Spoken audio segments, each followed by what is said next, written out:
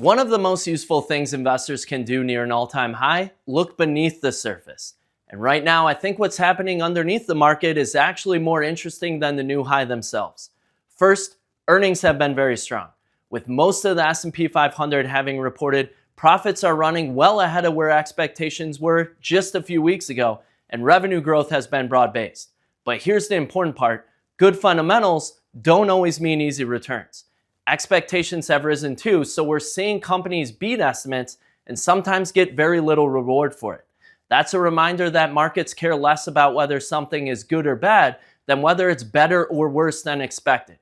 At the same time, July's sell-off flushed out some of the more speculative positioning, and this latest move higher has brought it into areas like financials, healthcare, and industrials, not just the momentum names.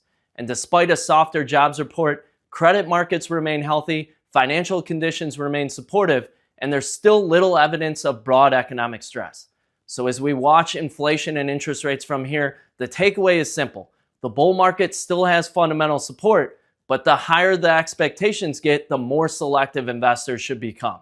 That's an environment for discipline, diversification, and letting the fundamentals, not the headlines, do the heavy lifting.